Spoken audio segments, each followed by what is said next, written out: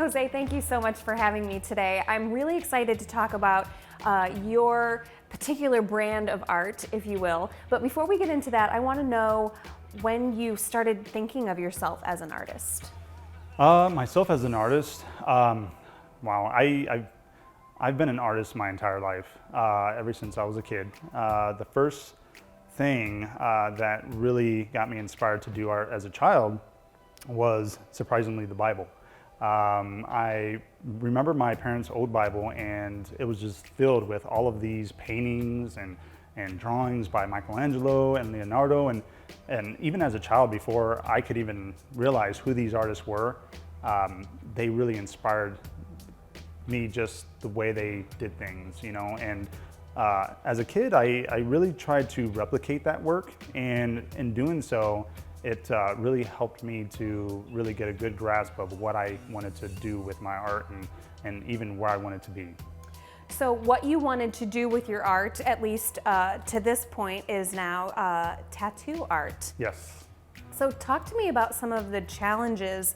I can only imagine that working with skin Right.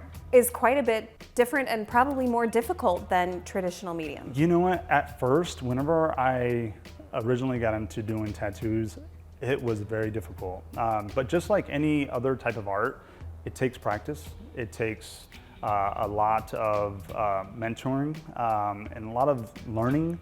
The skin, of course, reacts whenever you start tattooing. And that was probably the thing that freaked me out the most when I first started, that people's bodies were reacting whenever you started tattooing. And whenever that started happening, I was like, what is going on, you know? And it really freaked me out, because even the skin or the muscles, they move sometimes involuntarily. And it took me a while to get used to that, but now it's just, I don't even recognize it anymore, because I've been doing it for a while. So how does one get good at tattooing? I mean, do you just have to have a bunch of brave, willing friends, or how does that go? Some tattoo artists learn that way. You know, they have a lot of, you know, willing participants or friends that are you know, willing to give their body up in order to practice. Some artists actually even use pig ears.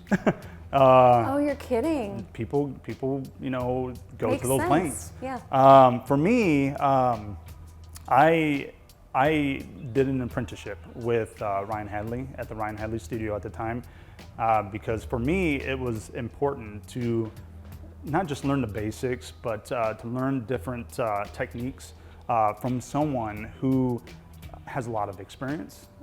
You know, Ryan has more than 15 years of experience in the tattooing business and is one of the best tattoo artists in the country. So for me to learn from him really was important for me to start my career in tattooing. So tell me a little bit about the process of tattooing. I have seen people get tattoos. I don't have any personally, but how do you go about the mechanics of taking a piece of art and transferring it to the human body? Well, first of all, you want to really pay attention to your values. For me, my tattoos that I specialize in really use a lot of realism, and for me, you need to really focus on your values, your shapes, just like traditional art. And for me, that was the best way that I learned how to incorporate that into my art, is to really pay attention to those basics. So obviously you have gone to great lengths to become a great tattoo artist. What made you decide to open a business? It's a big leap. Right. You know what? Because every artist has their own style, and I really wanted to have a place where I could really develop that style. And not just that, I wanted to develop a space where other artists can come and learn and grow, because here at my studio, I just don't want to limit it to doing tattoos. I want to do fine art. Here in our community, we have a very large art community, and I really want to be able to educate them on what I do here. So that way, if there's any other artists that are interested, they can come here and learn as well. You have a space where a gallery space, in Yes. addition to the where you perform tattoos. At what point did you decide that you were interested in curating? For me, it was very natural. My mentality is to really educate. I look at myself as a leader as well, and a lot of artists are more the introverts. They're really quiet. They're very timid. I'm more social. I'm out there, and I really would like to approach those artists and let them know that they can also have a space to showcase their work. Here in town, there is a lot of opportunities, but a lot of those opportunities, you have a very long waiting list. For me, it was the same thing. I know that there were a few places where they had a year waiting list. And for me, I'm like, I'm an artist. I need to get my stuff out there. So I'm thankful that this opportunity came available for me to really showcase not just my own art, but to also, for the future, have other artists display their art in my art gallery. So before we started shooting, you were showing me some of the pieces that are exhibited now, and you were talking about sort of the fine art side of things and how you intend to elevate tattoos Right. to that fine art. Yeah. How do you go about doing that? Well, a lot of it is not just practice, but you need to showcase your work somehow in order for people to see that and gain trust that you would be able to perform that same quality of work on them. So, and it takes a while. It takes a while because with tattooing, it's a trust, it's a bond between the artist and their client.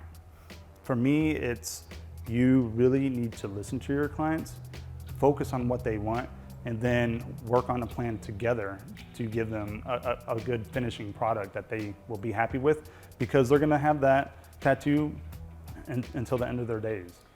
So to that end, listening to the clients and what they want, if you get somebody in here who really wants Pac-Man on their Right. ankle, Right. how do you work with that? If there is an importance behind what they want, then I will work together with them.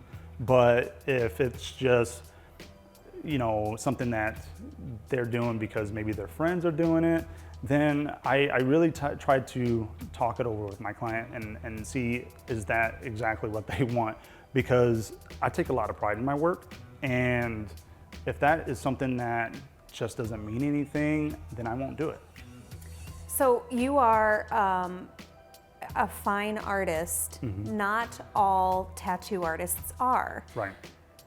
Do you get people in here who have poorly done work that you need to then fix? Is that Right. something that you tackle? I've had quite a few clients that required cover-ups from what they've received when they were, 16 to 18 years old. They were on vacation, and it was just a thought that maybe them and their friends would just go get a tattoo right away.